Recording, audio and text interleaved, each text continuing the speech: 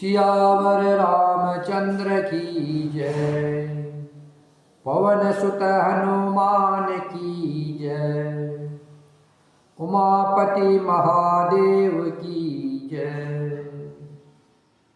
शिवजी में पार्वती का प्रेम देखकर ज्ञानी मुनि बोले, हे जगत जननी, हे भवानी, आपकी जय हो, जय हो। आप माया है और शिवजी भगवान हैं। आप दोनों समस्त जगत के माता पिता हैं। यह कहकर मुनि पार्वती जी के चरणों में सिर नवाकर चल दिए। उनके शरीर बार बार पुलकित हो रहे थे। मुनियों ने जाकर हिमवान को पार्वती जी के पास भेजा और वे विनती करके उनको घर ले आए। फिर सप्त ऋषियों ने शिवजी के पास जाकर उनको पार्वती जी की सारी कथा सुनाई। पार्वती जी का प्रेम सुनते ही शिवजी आनंद मग्न हो गए। सप्त ऋषि प्रसन्न होकर अपने घर ब्रह्मालोक को चले गए। तब सुजान शिवजी मन को स्थिर करके श्री रघुनाथ जी का ध्यान करने लगे। उसी समय तारक नाम का असुर हुआ, जिसकी भुजाओं का बल, प्रताप और तेज बहुत बड़ा है।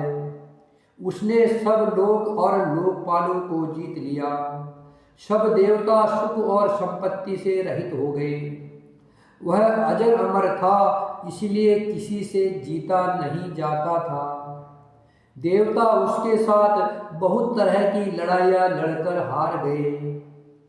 तब उन्होंने ब्रह्मा जी के पास जाकर पुकार मचाई। ब्रह्मा जी ने सब देवताओं को दुखी देखा। ब्रह्मा जी ने सबको समझाकर कहा, इस दैत्य की मृत्यु तब होगी जब शिवजी के द्वारा पुत्र उत्पन्न होगा। इसको युद्ध में वही जीतेगा। मेरी बात सुनकर उपाय करो। ईश्वर सहायता करेंगे और काम हो जाएगा। सती जी ने जो दक्ष के यज्ञ में देह का त्याग किया था, उन्होंने अब जाकर हिमाचल के घर जन्म लिया है। उन्होंने शिवजी को पति बनाने के लिए तप किया है। इधर शिवजी सब छोड़ छाड़ कर समाधि लगा बैठे हैं। यद्यपि है तो बड़े असमंजस की बात, तथापि मेरी एक बात सुनो। तुम जाकर के कामदेव को शिवजी के पास भेजो। वह शिवजी के मन में क्षोभ उत्पन्न करे, अर्थात उनकी समाधि भंग करे। तब हम जाकर शिवजी के चरणों में सिर रख देंगे और जबरदस्ती उन्हें राजी करके विवाह करा देंगे। इस प्रकार से भले ही देवताओं का हित हो और तो कोई उपाय नहीं है। सबने कहा, यह सम्मति बहुत अच्छी है। फिर देवताओं ने बड़े प्रेम से स्तुति की। तब 5 बाण धारण करने वाला और मछली के चिन्ह युक्त ध्वजा वाला कामदेव प्रकट हुआ। देवताओं ने कामदेव से अपनी सारी विपत्ति कही। सुनकर कामदेव ने मन में विचार किया और हंसकर देवताओं से कहा कि शिवजी के साथ विरोध करने में मेरी कुशल नहीं है, तथापि मैं तुम्हारा काम तो करूँगा, क्योंकि वेद दूसरे के उपकार को परम धर्म कहते हैं। जो दूसरे के हित के लिए अपना शरीर त्याग देता है, संत सदा उसकी बड़ाई करते हैं। यह कहकर और सबको सिर नवाकर कामदेव अपने पुष्प के धनुष को हाथ में लेकर सहायकों के साथ चला। चलते समय कामदेव ने हृदय में ऐसा विचार किया कि शिवजी के साथ विरोध करने से मेरा मरण निश्चित है। तब उसने अपना प्रभाव फैलाया और समस्त संसार को अपने बस में कर लिया। जिस समय उस मछली के चिन्ह की ध्वजा वाले कामदेव ने कोप किया, उस समय क्षण भर में ही वेदों की सारी मर्यादा मिट गई। ब्रह्मचर्य नियम, नाना प्रकार के संयम, धीरज, धर्म, ज्ञान विज्ञान, सदाचार, जप, योग, वैराग्य आदि विवेक की सारी सेना डरकर भाग गई। विवेक अपने सहायकों सहित भाग गया। उसके योद्धा रणभूमि में पीठ दिखा गए। उस समय वे सब सदग्रंथ रूपी पर्वत की कंदराओं में जा छिपे, अर्थात ज्ञान, वैराग्य, संयम, नियम, सदाचार आदि ग्रंथों में ही लिखे रह गए। उनका आचरण छूट गया। सारे जगत में खलबली मच गई और सब कहने लगे, हे विधाता, अब क्या होने वाला है? हमारी रक्षा कौन करेगा? ऐसा दो सिर वाला कौन है जिसके लिए रति के पति कामदेव ने कोप करके हाथ में धनुष बाण उठाया है? जगत में स्त्री पुरुष संज्ञा वाले जितने चर अचर प्राणी थे, वे सब अपनी अपनी मर्यादा छोड़कर काम के बस हो गए। सबके हृदय में काम की इच्छा हो गई। लताओं को देखकर वृक्षों की डालियां झुकने लगी। नदियां उमड़ उमड़ कर समुद्र की ओर दौड़ी और ताल तलैया भी आपस में संगम करने मिलने जुलने लगी। जब जड़ वृक्ष नदी आदि की यह दशा कही गई, तब चेतन जीव की करनी कौन कह सकता?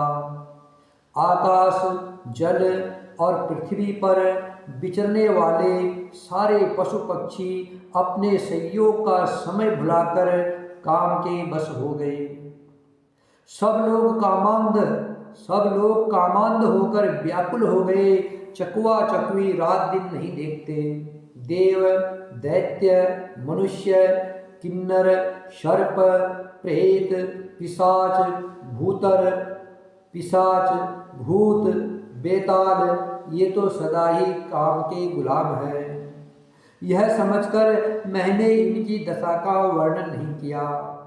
सिद्ध, विरक्त, महामुनि और महान योगी भी काम के वश होकर योग रहित या स्त्री के विरही हो गए। जब योगेश्वर और तपस्वी भी काम के वश हो गए, तब पामर मनुष्य की कौन कहे? जो समस्त चराचर जगत को ब्रह्मामय देखते थे, वे अब उसे स्त्रीमय देखने लगे। स्त्रियां सारे संसार को पुरुषमय देखने लगी और पुरुष उसे स्त्रीमय देखने लगे। 2 घड़ी तक सारे ब्रह्मांड के अंदर कामदेव का रचा हुआ यह तमाशा रहा। किसी ने भी हृदय में धैर्य धारण नहीं किया। कामदेव ने सबके मन हर लिए। श्री रघुनाथ जी ने जिनकी रक्षा की, केवल वे ही उस समय बचे रहे। जिन पर प्रभु श्री राम जी ने कृपा की, वही लोग उस समय बचे रहे। 2 घड़ी तक ऐसा तमाशा हुआ जब तक कामदेव शिव जी के पास पहुंच गया। शिव जी को देखकर कामदेव डर गया। तब सारा संसार फिर जैसा कि तैसा स्थिर हो गया। तुरंत ही सब जीव वैसे ही सुखी हो गए जैसे मत वाले नशा पिए हुए लोग नशा उतर जाने पर सुखी होते हैं। जिनको पराजित करना अत्यंत ही कठिन है, जिनका पार पाना कठिन है, संपूर्ण ऐश्वर्य, धर्म, यश, श्री, ज्ञान और वैराग्य रूप 6 ईश्वरीय गुणों से युक्त भगवान रुद्र महाभयंकर शिव जी को देखकर कामदेव भयभीत हो गया। लौट जाने में लज्जा मालूम होती है और करते कुछ नहीं बनता। आखिरी मन में मरने का निश्चय करके कामदेव ने उपाय रचा। तुरंत ही सुंदर ऋतुराज बसंत को प्रकट किया। फूले हुए नए नए वृक्षों की कतारें सुशोभित हो गई। श्री राम जय राम जय जय राम, श्री राम जय जय राम। श्री राम जय जय राम। वन उपवन, बावली, तालाब और सब दिशाओं के विभाग परम सुंदर हो गए। जहाँ तहाँ मानो प्रेम उमड़ रहा है, जिसे देखकर मरे मनों में भी कामदेव जाग उठा। मरे हुए मन में भी कामदेव जागने लगा। वन की सुंदरता कही नहीं जा सकती। काम रूपी अग्नि का सच्चा मित्र शीतल मंद सुगंधित पवन चलने लगा। सरोवरों में अनेकों कमल खिल गए, जिन पर सुंदर भोरों के समूह गुंजार करने लगे। राजहंस, कोयल और तोते रसीली बोली बोलने लगे और अप्सराएं गा गा कर नाचने लगी। कामदेव अपनी सेना समेत करोड़ों प्रकार के सब उपाय करके हार गया, पर शिवजी की अचल समाधि नहीं डिगी। तब कामदेव क्रोधित हो उठा। आम के वृक्ष की एक सुंदर डाली देखकर मन में क्रोध से भरा हुआ कामदेव उस पर चढ़ गया। उसने पुष्प धनुष पर अपने 5 बाण चढ़ाए और अत्यंत क्रोध से लक्ष्य की ओर ताक कर उन्हें कान तक तान लिया। कामदेव ने तीक्ष्ण 5 बाण छोड़े जो शिवजी के हृदय में लगे। तब उनकी समाधि टूट गई और वे जाग गए। शिवजी के मन में बहुत क्षोभ हुआ। उन्होंने आंखें खोलकर सब ओर देखा। जब आम के पत्तों में छिपे हुए कामदेव को देखा तो उन्हें बड़ा क्रोध हुआ, जिससे तीनों लोक कांप उठे। तब शिवजी ने तीसरा नेत्र खोला। उनके देखते ही कामदेव जलकर भस्म हो गया। जगत में बड़ा हाहाकार मच गया। देवता डर गए, दैत्य सुखी हुए। भोगी लोग काम सुख को याद करके चिंता करने लगे और साधक योगी निष्कंटक हो गए। कामदेव की स्त्री रति अपने पति की यह दशा सुनते ही मूर्छित हो गई। रोती चिल्लाती और भांति भांति से करुणा करती हुई वह शिवजी के पास गई। अत्यंत प्रेम के साथ अनेकों प्रकार से विनती करके हाथ जोड़कर सामने खड़ी हो गई।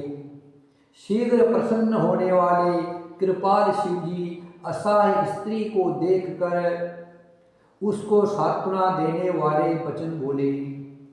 हे रति, अब से तेरे स्वामी का नाम आनंद होगा। वह बिना ही शरीर के सबको व्यापेगा। अब तो अपने पति से मिलने की बात सुन। जब पृथ्वी के बड़े भारी भार को उतारने के लिए यदुवंश में श्री कृष्ण का अवतार होगा, तब तेरा पति उनके पुत्र प्रद्युम्न के रूप में उत्पन्न होगा। मेरा यह वचन सत्य है। शिवजी के वचन सुनकर रति चली गई। अब दूसरी कथा विस्तार से कहता हूँ। ब्रह्मादि देवताओं ने ये सब समाचार सुने तो वे वैकुंठ को चले। फिर वहाँ से विष्णु और ब्रह्मा सहित सब देवता वहाँ गए जहाँ कृपा के धाम शिवजी थे। उन सब ने शिवजी की अलग अलग स्तुति की। तब शशिभूषण शिवजी प्रसन्न हो गए। कृपा के समुद्र शिवजी बोले, हे देवताओं, कहिए आप किस लिए आए हैं? ब्रह्मा जी ने कहा, हे प्रभु, आप अंतर्यामी हैं, तथापि हे स्वामी, भक्तिवश मैं आपसे विनती करता हूँ। हे शंकर, सब देवताओं के मन में ऐसा परम उल्लास है कि हे नाथ, वे अपनी आंखों से आपका विहाव देखना चाहते हैं। हे कामदेव के मत को चूर करने वाले, आप ऐसा कुछ कीजिए जिससे सब लोग इस उत्सव को नेत्र भर कर देखें। हे कृपा के सागर, कामदेव को भस्म करके आपने रति को जो वरदान दिया सो बहुत ही अच्छा किया। हे नाथ, श्रेष्ठ स्वामियों का यह सहज स्वभाव है कि वे पहले दंड देकर फिर कृपा किया करते हैं। पार्वती ने अपार तप किया है, अब उन्हें अंगीकार कीजिए। ब्रह्मा जी की प्रार्थना सुनकर और प्रभु श्री रामचंद्र जी के वचनों को याद करके शिव जी ने प्रशंसा पूर्वक कहा, ऐसा ही हो। तब देवताओं ने नगाड़े बजाए और फूलों की वर्षा करके जय हो, देवताओं के स्वामी की जय हो, ऐसा कहने लगे। उचित अवसर जानकर सप्तऋषि आए और ब्रह्मा जी ने तुरंत ही उन्हें हिमाचल के घर भेज दिया। वे पहले वहाँ गए जहाँ पार्वती जी थी और उनसे छल से भरे मीठे विनोद युक्त आनंद पहुँचाने वाले वचन बोले। नारद जी के उपदेश से तुमने उस समय हमारी बात नहीं सुनी, अब तो तुम्हारा प्रण झूठा हो गया, क्योंकि महादेव जी ने काम को ही भस्म कर डाला। यह सुनकर पार्वती जी मुस्कुराकर बोली, हे विज्ञानी मुनिवरों, आपने उचित ही कहा। आपकी समझ में शिव जी ने कामदेव को अब जलाया है। अब तक तो वे विकार युक्त कामी ही रहे, किंतु हमारी समझ से तो शिव जी सदा से ही योगी, अजन्मा, काम रहित और भोगहीन है। और यदि मैंने शिव जी को ऐसा समझकर ही मन, वचन और कर्म से प्रेम सहित उनकी सेवा की है, तो हे मुनीश्वरों, वे कृपा निधान भगवान मेरी प्रतिज्ञा को सत्य करेंगे। आपने जो यह कहा कि शिव जी ने कामदेव को भस्म कर दिया, यही आपका बड़ा भारी अविवेक है। हे तात, अग्नि का तो यह सहज संभव है कि पाला उसके समीप कभी जा ही नहीं सकता, और जाने पर वह अवश्य नष्ट हो जाएगा। महादेव जी और कामदेव के संबंध में भी यही बात समझनी चाहिए। पार्वती जी के वचन सुनकर और उनका प्रेम तथा विश्वास देखकर मुनि हृदय में बड़े प्रसन्न हुए। वे भवानी को सिर नवाकर चल दिए और हिमाचल के पास पहुँचे। उन्होंने पर्वतराज हिमाचल को सब हाल सुनाया। कामदेव का भस्म होना सुनकर हिमाचल बहुत दुखी हुए।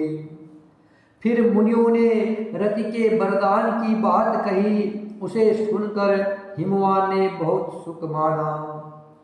शिव जी के प्रभाव को मन में विचार कर हिमाचल ने श्रेष्ठ मुनियों को आदर पूर्वक बुला लिया और उनसे शुभ दिन, शुभ नक्षत्र और शुभ घड़ी सुधवाकर वेद की विधि के अनुसार शीघ्र ही लग्न निश्चय कराकर लिखवा लिया। श्री राम जय जय राम, श्री राम जय जय राम, श्री राम जय जय राम। फिर हिमाचल ने वह लग्न पत्रिका सप्तऋषियों को दे दी और चरण पकड़कर उनकी विनती की। उन्होंने जाकर के वह लग्न पत्रिका ब्रह्मा जी को दी। उसको पढ़ते समय उनके हृदय में प्रेम समाता न था। ब्रह्मा जी ने लग्न पढ़कर सबको सुनाया। उसे सुनकर सब मुनि और देवताओं का सारा समाज हर्षित हो गया। आकाश से फूलों की वर्षा होने लगी, बाजे बजने लगे और दसों दिशाओं में मंगल कलश सजा दिए गए। सब देवता अपने भांति भांति के वाहन और विमान सजाने लगे। कल्याणप्रद मंगल शकुन होने लगे और अप्सराएं गाने लगी। शिवजी के गढ़ शिवजी का श्रृंगार करने लगे। जटाओं का मुकुट बनाकर उस पर सापू का मोर सजाया गया। शिवजी ने सापू के ही कुंडल और कंकड़ पहने, शरीर पर विभूति रमाई और वस्त्र की जगह बागंबर लपेट लिया। शिवजी के सुंदर मस्तक पर चंद्रमा, सिर पर गंगा जी, 3 नेत्र, सापू का जनेऊ, गले में विष और छाती में नरमुंडों की माला थी। इस प्रकार उनका भेष अशुभ होने पर भी वे कल्याण के धाम और कृपालु है। एक हाथ में त्रिशूल और दूसरे हाथ में डमरू सुशोभित है। शिवजी बैल पर चढ़कर चले, बाजे बज रहे हैं। शिवजी को देखकर देव स्त्रियां मुस्कुरा रही है और कहती है कि इस वर के योग्य दुल्हन संसार में नहीं मिलेगी। विष्णु और ब्रह्मा आदि देवताओं के समूह हैं, अपने अपने सवारियों पर चढ़कर बारात में चले। देवताओं का समाज सब प्रकार से परम सुंदर था, पर दूल्हे के योग्य बारात न थी। तब विष्णु भगवान ने सब दिक्पालों को बुलाकर हंसकर ऐसा कहा, अब सब लोग अपने अपने दल समेत अलग अलग होकर चलो। हे भाई, हम लोगों की यह बारात वर के योग्य नहीं है, क्या पराये नगर में जाकर हंसी कराओगे? विष्णु भगवान की बात सुनकर देवता मुस्कुराए और वे अपनी अपनी सेना सहित अलग हो गए। महादेव जी यह देखकर मन ही मन मुस्कुराते हैं कि विष्णु भगवान के व्यंग्य वचन दिल लगी नहीं छूटते। अपने प्यारे विष्णु भगवान के इन अति प्रिय वचनों को सुनकर शिवजी ने भी भृंगी को भेजकर अपने सब गढ़ों को बुलवा लिया। शिवजी की आज्ञा सुनते ही सब चले आए और उन्होंने स्वामी के चरण कमलों में सिर नवाया। तरह तरह की सवारियों और तरह तरह के भेष वाले अपने समाज को देखकर शिवजी हंसे।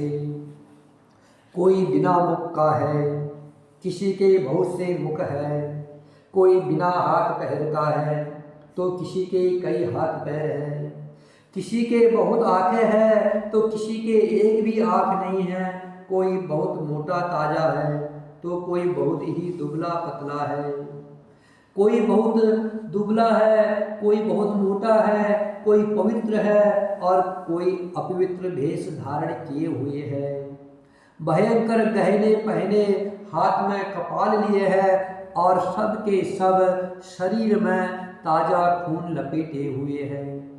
गधे, कुत्ते, शुअर, सियार के से उनके मुख है।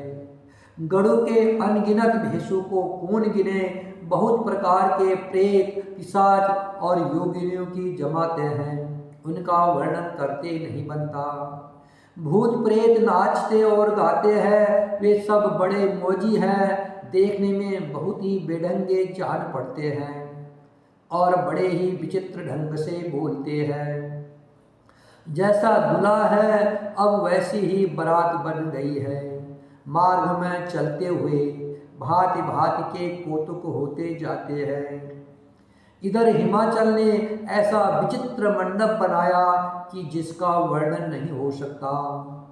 जगत में जितने छोटे बड़े पर्वत थे जिनका वर्णन करके पार नहीं मिलता, तथा जितने वन, समुद्र, नदियाँ और तालाब थे, हिमाचल ने सबको न्योता भेजा। वे सब अपने इच्छा अनुसार रूप धारण करने वाले, सुंदर शरीर धारण कर सुंदरी स्त्रियों और समाजों के साथ हिमाचल के घर गए। सभी स्नेह सहित मंगल गीत गाते हैं। हिमाचल ने पहले ही से बहुत से घर सजवा रखे थे। यथा योग्य उन स्थानों में सब लोग उतर गए। नगर की सुंदर शोभा देखकर ब्रह्मा की रचना चातुर्य भी तुच्छ लगती है। नगर की शोभा देखकर ब्रह्मा की निपुणता सचमुच तुच्छ लगती है।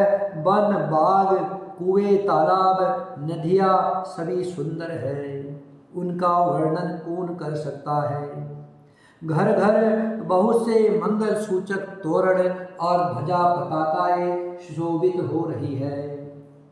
वहाँ के सुंदर और चतुर स्त्री पुरुषों की छवि देखकर मुनियों के भी मन मोहित हो जाते हैं। जिस नगर में सवई जगदम्बा ने अवतार लिया, क्या उसका वर्णन हो सकता है। वहाँ रिद्धि सिद्धि संपत्ति और सुख नित नए बढ़ते जाते हैं। बारात को नगर के निकट आई सुनकर नगर में चहल पहल मच गई, जिससे उसकी शोभा बढ़ गई। अगवानी करने वाले लोग बनाव श्रृंगार करके तथा नाना प्रकार की सवारियों को सजा कर आदर सहित बारात को लेने चले। देवताओं के समाज को देखकर सब मन में प्रसन्न हुए और विष्णु भगवान को देखकर तो बहुत ही सुखी हुए। किंतु जब शिवजी के दल को देखने लगे तब तो उनके सब वाहन डरकर भाग चले। कुछ बड़ी उम्र के समझदार लोग धीरज धरकर वहां डटे रहे। लड़के तो सब अपने प्राण लेकर भागे। घर पहुंचने पर जब माता पिता पूछते हैं तब वे भय से कांपते हुए शरीर से ऐसा वचन कहते हैं, क्या कहे कोई बात कही नहीं जाती। यह बारात है या यमराज की सेना। दूल्हा पागल है और बैल पर सवार है। सांप, कपाल और राख ही उसके गहने हैं। दूल्हे के शरीर पर राख लगी है, सांप और कपाल के गहने हैं। वह नंगा, जटाधारी और भयंकर है। उसके साथ भयानक मुख वाले भूत, प्रेत, पिशाच, योगिनियाँ और राक्षस है। जो बारात को देखकर जीता बचेगा सचमुच उसके बड़े ही भाग्य है, और वही पार्वती जी का बिहाव देखेगा। लड़कों ने घर घर यही बात कही। महेश्वर शिव जी का समाज समझकर सब लड़कों के माता पिता मुस्कुराते हैं। उन्होंने बहुत लड़कों को बहुत तरह से लड़कों को समझाया कि निडर हो जाओ, डर की कोई बात नहीं है। मैना पार्वती जी की माता ने शुभ आरती सजाई और उनके साथ स्त्रियां उत्तम मंगल गीत गाने लगी। सुंदर हाथों में सोने का थाल सुशोभित है। इस प्रकार मैना हर्ष के साथ शिवजी का परीक्षण करने चली। तब महादेव जी को भयानक भेष में देखा, तब तो स्त्रियों के मन में बड़ा भारी भय उत्पन्न हुआ। बहुत ही डर के मारे भाग कर वे घर में घुस गई और शिवजी जहाँ जनवासा था वहाँ चले गए। मैना के हृदय में बड़ा दुख हुआ। उन्होंने पार्वती जी को अपने पास बुला लिया और अत्यंत स्नेह से गोद में बैठाकर अपने नील कमल के समान नेत्रों में आंसू भरकर कहा, जिस विधाता ने तुमको ऐसा सुंदर रूप दिया है, उस मूर्ख ने तुम्हारे दूल्हे को बावला कैसे बनाया। जो फल कल्प वृक्ष में लगना चाहिए वह जबरदस्ती बबूल में लग रहा है। मैं तुम्हें लेकर पहाड़ से गिर पड़ूंगी, आग में जल जाऊंगी या समुद्र में कूद पड़ूंगी। चाहे घर उजड़ जाए और संसार भर में अपकीर्ति फैल जाए, पर जीते जी मैं इस बावले वर से तुम्हारा विवाह नहीं करूंगी। हिमाचल की स्त्री मैना को दुखी देखकर सारी स्त्रियां व्याकुल हो गई। मैना अपनी कन्या के स्नेह को याद करके विलाप करती, रोती और कहती थी, मैंने नारद जी का क्या बिगाड़ा था, जिन्होंने मेरा बसता हुआ घर उजाड़ दिया और जिन्होंने पार्वती को ऐसा उपदेश दिया कि जिससे उसने बावले वर के लिए तप किया। सचमुच उनके न किसी का मोह है, न माया, न घर है, न स्त्री है। वे सबसे उदासीन हैं। इसी से वे दूसरे का घर उजाड़ने वाले हैं। उन्हें न किसी की लाज है न डर है। भला बाज स्त्री प्रसव की पीड़ा को क्या जाने। माता को विकल देखकर पार्वती जी विवेक युक्त कोमल बाड़ी बोली, हे माता, जो विधाता रच देते हैं वह टलता नहीं है। ऐसा विचार कर तुम सोच मत करो। जो मेरे भाग्य में बावला ही पति लिखा है तो किसी को क्यों दोष लगाया जाए। हे माता, क्या विधाता के अंक तुमसे मिट सकते हैं। वृथा कलंक का टीका मत लो। हे माता, कलंक मत लो, रोना छोड़ो। यह अवसर विषाद करने का नहीं है। मेरे भाग्य में जो दुख सुख लिखा है उसे मैं जहाँ जाऊंगी वहीं पाऊंगी। पार्वती जी के ऐसे विनय भरे कोमल वचन सुनकर सारी स्त्रियां सोच करने लगी और भांति भांति से विधाता को दोष देकर आंखों से आंसू बहाने लगी। इस समाचार को सुनते ही हिमाचल उसी समय नारद जी और सप्त ऋषियों को साथ लेकर अपने घर आए। श्री राम जय राम जय जय राम। श्री राम जय राम जय जय राम।